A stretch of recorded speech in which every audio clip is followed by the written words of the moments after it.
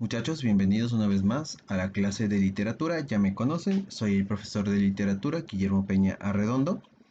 En esta ocasión vamos a hablar de la lectura 2 del momento 2 del bloque 2, hablando del teatro antiguo, el contemporáneo.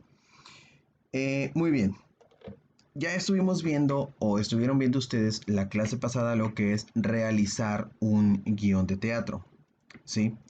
Estuvimos viendo en qué consisten los diálogos, en qué consisten las acotaciones, cómo dividimos un acto, cómo dividimos las escenas, cómo llevamos a cabo un cuadro. eh, Básicamente los componentes que comprenden una obra de teatro. Ahora vamos a ver lo que vienen siendo las tendencias actuales en el teatro. Tendencias básicamente quiere decir los formas de hacer teatro, los movimientos que se llevan a cabo en cuanto a la creación del teatro. Ya vimos que el teatro tiene géneros, ¿sí? Tiene el género de drama, tiene el género de comedia y tiene el género de tragedia. Esos son, o más bien estos géneros nos hablan de cuál va a ser el tema a tratar de nuestra obra de teatro. ¿Ok? Ahora cuando hablamos de tendencias, que es algo diferente, vamos a hablar de cómo se ejecuta el teatro, dependiendo de muchos factores pueden ser, ¿no? Del dinero que tenemos a nuestro alcance, del valor de producción, de lo que queremos contar, los efectos visuales que queremos hacer nosotros con nuestra obra de teatro. Entonces, a pesar de que en sí el teatro sigue las mismas reglas, en su ejecución es donde logra tener diferentes reglas y estas tendencias en el teatro se han ido dando con el tiempo en base a personas que han experimentado con el mismo teatro, ¿no? Recordemos que muy inicialmente teníamos este teatro que era pues muy clásico con el público observándolo de manera estática y con los actores arriba del escenario, pero conforme fue pasando el tiempo y conforme fue expandiéndose este teatro a otros lugares, se fue experimentando la manera de hacer teatro. Fueron viendo de qué otras formas se podía llamar más la atención de otras personas al hacer el teatro, no repetir lo mismo y lo mismo, porque a la hora de repetirlo, pues dejaba de ser interesante. Esas tendencias de teatro nos dieron otra idea de cómo podemos hacer una obra que sea llamativa, más que nada, como ya lo dije, por la misma forma de ejecutarla en vez de la historia, ¿sí?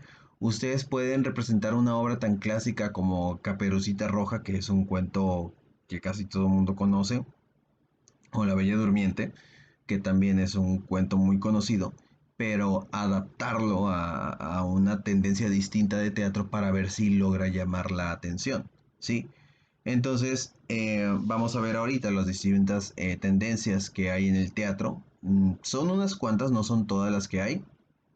Viene que principalmente vamos a ver lo que es teatro del absurdo, teatro pobre, teatro negro, el performance y otros tipos de teatro. Entonces, más que nada, de nuevo, esto se refiere a formas de ejecución, cómo llevar a cabo estas obras de teatro. Ustedes hicieron un guión, pero ese guión que ustedes hicieron lo pueden ejecutar de la manera que ustedes gusten, no precisamente con actores en un escenario. Por ejemplo, digamos que alguien dice, bueno, sabes que mi obra eh, sí la quiero presentar aquí en el pueblo, pero no tenemos un lugar donde presentarla, no tenemos así digamos, un escenario puesto para poder presentarla. Entonces a mí se me ocurre hacer mi propio escenario y hacer un llamado de estos teatro guiñol, un teatro de marionetas.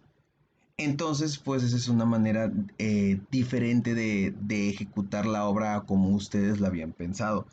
A lo largo del teatro ha habido muchas obras clásicas a las cuales se les ha hecho este remix, este cambio a la hora de interpretarlas de una manera un poco distinta.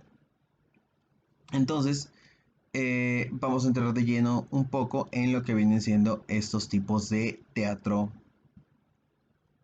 Aquí vienen algunos expositores de estos tipos de teatro. Este, Estamos hablando inicialmente de lo que viene siendo el teatro del absurdo. Teatro del absurdo, básicamente, déjenme ver dónde está. Aquí. Dentro de las corrientes significativas del siglo XX está el teatro del absurdo, el cual es considerado una evolución, pues refleja realidades y humanas a través de las parábolas y situaciones aparentemente absurdas y fantásticas. Sobre su nacimiento se dice que fue el término de la Segunda Guerra Mundial del 39 al 45, pues el sentido de lo absurdo hizo llevadero un mundo destruido y desilusionado. Algunas de las características de este tipo de teatro son la carencia de lógica, lo que no se puede vincular o relacionar con un texto dramático o un contexto escénico. No hay acción constante ni caracteres, presenta personajes cuya vida carece de sentido. El teatro del absurdo fue un parteaguas en el teatro experimental, ya que a partir de la originalidad de sus propuestas surgen nuevas formas o tendencias de hacer teatro. Como les está diciendo aquí, Teatro del Absurdo, y si pueden busquen alguno de sus autores, creo que la obra con la que más estoy familiarizado es con Esperando a Godot, pero bueno, ahorita les resumo un poco la obra de Esperando a Godot. Básicamente Teatro del Absurdo, como dicen, es muy experimental. En vez de ajustarse al guión o de hacer cosas que tengan lógica, en este teatro, tanto el autor como los actores experimentan con él, hacen cosas que no tienen sentido. Un personaje puede estar platicando con otro y de la nada se pone a, digamos, echar maromas, o digamos que uno está llorando y empieza a patalear como un niño chiquito, o digamos que otros personajes están en una confrontación demasiado importante, ¿no? Algo muy dramático que sería el duelo con espadas. Un enfrentamiento uno contra uno en un duelo con espadas y de repente empiezan a pegarse con distintas cosas de la utilería, pero todo actuándolo como si fuera real, de la manera más seria posible, no tanto tratando de hacer comedia, ¿sí? No, no es que estén tratando de hacerte reír, sino de tomarse en serio las cosas absurdas que están llevando a cabo. Por eso se le llama teatro del absurdo. Lo que están haciendo es algo totalmente absurdo. La obra que más conozco de aquí es la de Samuel Beckett de Esperando a Godot. Habla básicamente la historia es de un tipo que está sentado en una banca y llega otro y le dice, oye, ¿qué estás haciendo? Y el hombre le responde, estoy esperando a Godot.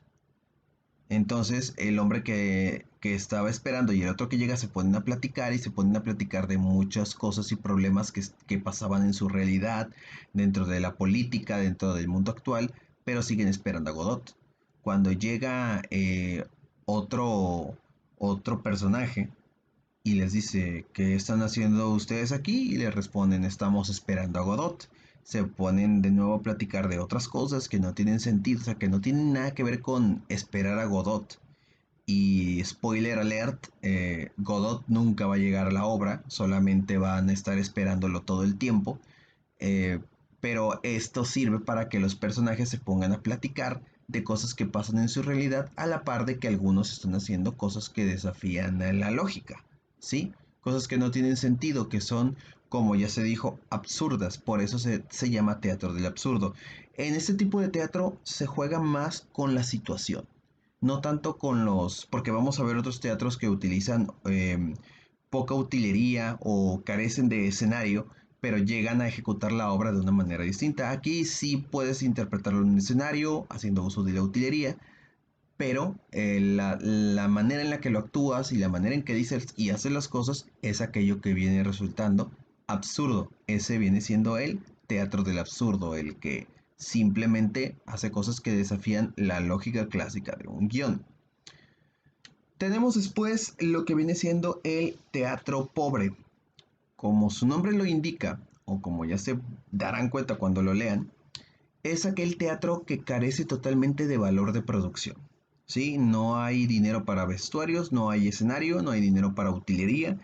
todo es con la imaginación de los actores y con la actuación que lleven a cabo, que lo van a hacer como si de verdad lo estuvieran viviendo y pueden utilizar lo que sea de utilería para contar la historia o para llevar a cabo la historia. Lo que dice aquí sobre el teatro pobre es otra de las nuevas tendencias en el teatro contemporáneo es el llamado teatro pobre, donde las limitaciones de vestuario, escenografía, música, maquillaje y otros elementos son lo principal de la obra, pues las carencias suplen con la riqueza de la flexibilidad física del actor.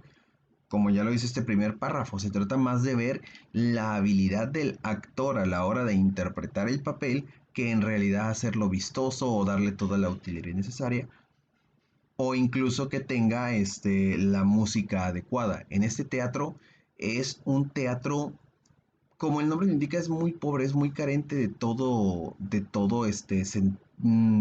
sentido estético, digámoslo así, es la palabra que estoy buscando, sentido estético, pero es más que nada para favorecer lo que viene siendo la calidad de los actores. Un buen actor te puede actuar una obra, tenga o no tenga valor de producción la obra. Sí, no importa que no haya telón, no importa que no haya la escenografía correcta, el actor se va a abocar, es decir, se va a dedicar a hacer el papel que tú le dijiste.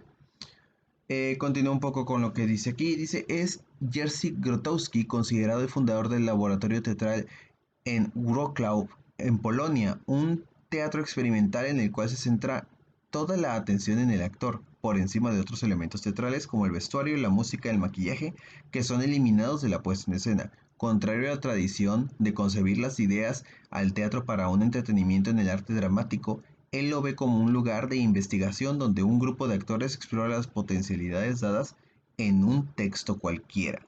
Es decir, de nuevo, como dicen, este señor Grotowski empezó a experimentar con el teatro, ¿sí? Empezó a decir, bueno, ¿qué tal si nos enfocamos más en la capacidad actoral que en los escenarios, en la música, en el vestuario? Porque muchas veces había ocasiones en que los actores pues querían ser actores, pero no tenían el dinero para ser actores porque requerían de un escenario, requerían de un lugar y requerían de un montón de cosas que no tenían al alcance.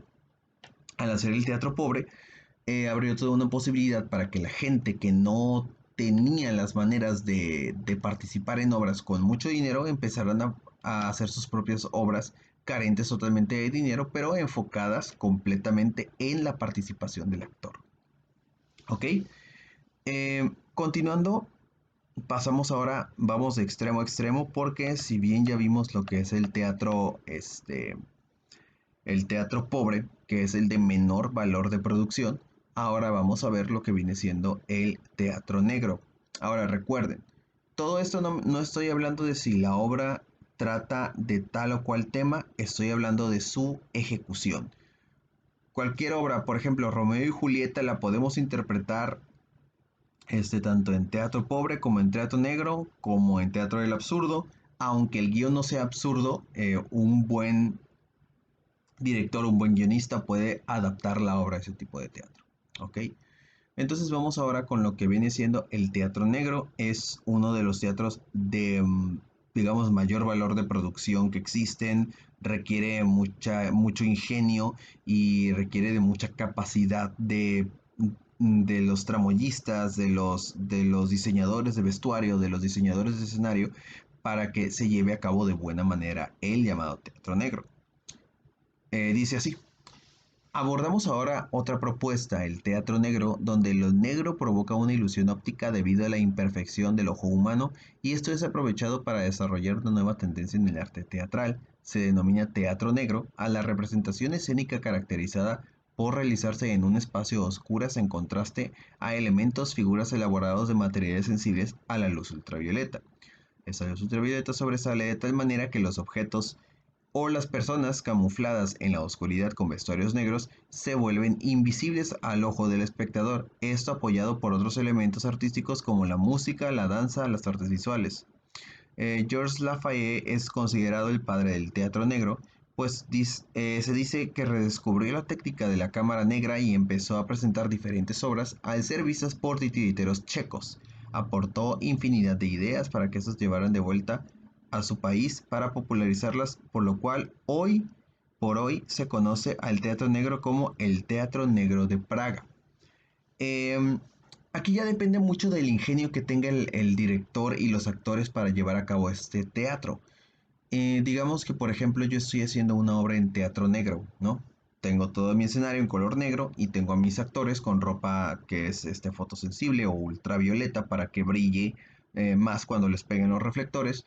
Y supongamos que yo quiero hacer un teatro, una obra. Y la obra que quiero hacer es la de Fantasma de Canterville. Creo que era Oscar Wilde el que escribió Fantasma de Canterville, ¿no? Fantasma de Canterville es una historia donde una familia norteamericana es molestada y acosada por un fantasma británico, pero sin mucho éxito. A los norteamericanos no les da miedo un fantasma británico que todo lo que puede hacer solamente es tirar cosas de la cocina o mover sillas, entonces terminan riéndose del fantasma todo el tiempo y el fantasma no sabe qué hacer para poder asustarlos. Entonces, una obra así puedo hacer muy bien la obra de Fantasma de Canterville aprovechándome de que voy a tener una persona vestida de negro que va a estar moviendo cosas que son bastante brillantes y llamativas al ojo humano. Porque la persona que está vestida de negro pues no se va a ver en contraste con la luz. Y puedo adaptar un cuento clásico como Fantasma de Canterville a un teatro como es el Teatro Negro. Básicamente es aprovechar aquello que tengo, ¿sí?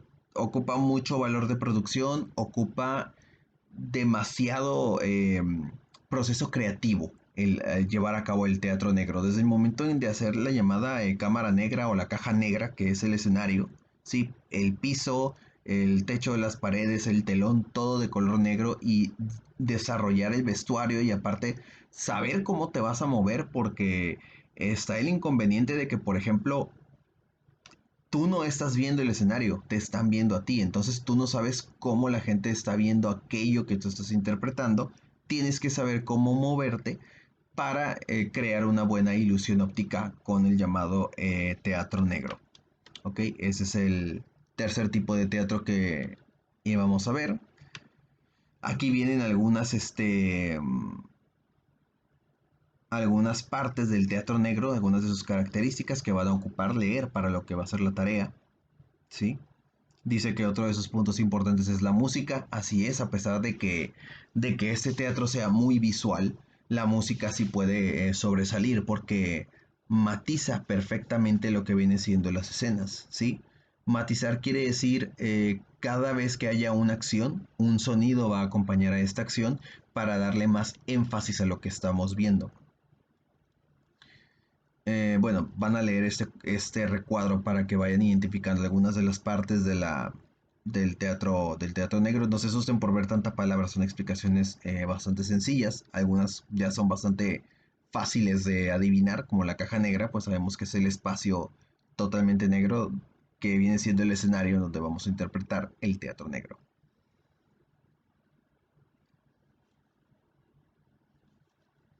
Ok, pasando después de eso a lo que es el performance. Ahora, el performance es uno de los teatros más interesantes. Performance es básicamente hacer una interpretación, aunque no sea precisamente de una obra de teatro, pero que puede ser alimentada por números musicales o por bailables o por declamaciones de poemas, todo frente a un escenario como si de un actor se tratase. Es un tipo de... Es como un experimento del teatro en el cual alguien dijo, ¿sabes que voy a hacer una obra de teatro, pero que en tal momento haya un número musical y en tal momento haya un número de danza y en tal momento haya una declamación y en tal momento ocurra esto? Es demasiado experimental y muy artístico. Se alimenta de distintos tipos de arte para llevar a cabo su cometido. Ok, entonces dice sobre el performance, otra propuesta artística donde se involucra al teatro es el performance, considerado como una representación escénica propiamente dicha que se conjuga con otras artes como la danza, la música y otros. Se menciona que tiene sus orígenes en el futurismo y el dadaísmo. ¿Se acuerdan que anteriormente en las épocas literarias vimos los ismos, partes de las vanguardias francesas? Se le considera como una rama del arte conceptual. El término performance art tuvo sus inicios en los años 60 en Estados Unidos. Originalmente fue utilizado para describir cualquier evento artístico en vivo que incluyera poetas, músicos, cineastas, etcétera, en adición a las artes visuales. No sé si les haya tocado ir alguna vez o les tocará ir alguna vez a una ciudad como Guadalajara o Ciudad de México. Allá tienen muchos los que son los performance, ¿sí? Un grupo de actores se junta en un parque o en una plazuela y ahí de la nada empiezan a actuar una obra. Entonces usan el mismo lugar como escenario para su obra, ¿sí? Todo está pasando en ese momento y puedes poner, no sé, una pareja que está peleando al tiempo que un tipo está vendiendo algo en un puesto y lo asaltan. Entonces tú nada más estás ahí viendo todo lo que está ocurriendo y estás viendo aparentemente una obra de teatro en la que tú puedes caminar por el escenario y es una forma de performance. Sí, es digamos, otra manera de hacer un performance. ¿Sí? Eh, de una manera más explicada, de una manera más sencilla, una persona que sube a un camión y en ese camión se sube a cantar o se sube a declamar o se pone a hacer chistes, está de cierta manera implementando lo que es un performance, está llevando a cabo una actuación para un público, aunque no de una manera tan rígida como es el teatro, con sus actos, sus escenas, sus encuadres, ¿sí? Sin embargo, se considera este performance más como una mezcla entre distintos tipos de disciplinas artísticas. Em, Como ya les dije, si de repente están en una plazuela y puede ser que su performance sea diferente, que unas personas se pongan a bailar de a la nada y están llevando a cabo una danza folclórica o una danza clásica, entonces este tipo de acto viene siendo un performance. Es de nuevo un tipo de teatro muy experimental. Dice, o continúo con la lectura, ya en 1970 el performance art era un término global y su definición un poco más específica. Performance art significaba que era en vivo y era arte, no teatro. También significaba que era un arte que no podía ser comparado, vendido o intercambiado como comodidad. Realmente esta última característica era la de mayor importancia. Los artistas de performance veían y ven el movimiento como un medio para expresar su arte directamente al público. En la década de los 70, a los artistas visuales, poetas, músicos y cineastas, el arte del performance añadió la danza. En algunas ocasiones, todas estas expresiones artísticas son incluidas en una pieza de performance. Otras características es que como el performance es en vivo, no hay dos representaciones exactamente iguales. Esa es otra cosa. A diferencia del teatro, donde hay un ensayo previo y hay pruebas de vestuario y hay todo como les dije, proceso creativo previo para ello, el performance es instantáneo, es el momento. El actor va a interpretar las cosas y a como le salga, le salieron. Si se cayó, si se equivocó, es parte del mismo experimento. ¿Sí? Por eso se le llama, más que nada, es un performance. Dentro de los errores que pueden o no pueden cometer está la experimentación, el resultado del experimento, cómo lo lleven a cabo. No es tan rígido como el teatro que te pide que vamos a ensayar durante 10 días, 3 veces al día, para que salga perfecto, para que todo esté perfectamente bien representado y donde un error puede ser fatal o donde te dicen, ¿sabes qué? Apaga tu celular o guarda silencio para no desconcentrar a los actores. No, aquí es totalmente los actores van a estar pueden hasta estar en contacto con el público, pueden estar interactuando con el público, todo en beneficio de este experimento que están llevando a cabo. Aunque de nuevo, el performance no solamente tiene que ser actores interpretando una obra, puede ser una persona que está bailando en público, una persona que se pone a cantar en algún lugar, está haciendo un performance. Todos los artistas callejeros surgieron gracias al arte del performance y gracias al experimento que resultó de hacer performance art. Entonces, sin más que decir, tenemos algunos otros tipos de teatros, ¿no? Tenemos, por ejemplo, los grupos independientes, el teatro realista o de denuncia, el teatro hermético, el teatro puesto en cuestión. Todo esto se lo estoy diciendo así de rápido, más que nada porque quiero que ustedes investiguen, que ustedes lean. No son necesarias que lean de todos los tipos de teatro para la tarea, pero para ustedes sí es necesario que lo lean, para que vayan aprendiendo a diferenciar, este es este tipo de teatro, este es este tipo de teatro. Recuerden, no se trata de lo que me habla la obra, se trata de la manera en que es ejecutada la obra. Los guiones que ustedes escribieron esta semana pasada pueden ser interpretados tanto en teatro guiñol como en teatro negro, como en teatro del absurdo, como en teatro pobre o en performance o en sketch o en cortometraje, ¿sí? Estamos hablando aquí más que nada de la ejecución de la obra, no tanto del tipo de la obra. Entonces, su tarea, déjenme abrir, aquí está, va a consistir en contestar este pequeño cuadro comparativo en el cual me van a hacer una comparación en qué se parecen el teatro del absurdo, el teatro pobre, el teatro negro y el performance, en cuáles son las diferencias principales y cuál es la conclusión a la que llegan ustedes, ¿no? ¿Cuál es la conclusión sobre este tipo de teatro? ¿Para qué se hizo? ¿Cuál es su objetivo? ¿Qué es lo que tienen qué es lo que con lo que están experimentando? ¿Ok? Esa va a ser más que nada la tarea de esta semana. Ya no les dejo más porque la vez pasada creo que fue un video de 1 hora y la tarea era bastante sencilla. Voy a estarles mandando un documento con algunos otros ejemplos o algunos otros descripciones un poco más sencillas de lo que son estos distintos tipos de teatro. ¿Ok? Entonces, eso es todo por la clase de hoy. Muchas gracias por ver el video. No se olviden de dar like porque de esa manera yo voy a saber cuántos están viendo el video aparte de las vistas, cuántos sí se pusieron a ver el video. Y si llegaron hasta este punto del video, les quiero hacer otra pregunta, una pequeña pregunta secreta para ver quiénes me la contestan.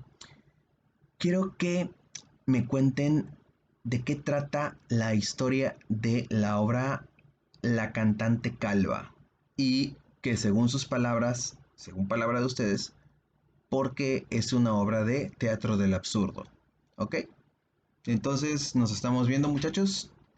Hasta luego y pásenla bien. Nos vemos.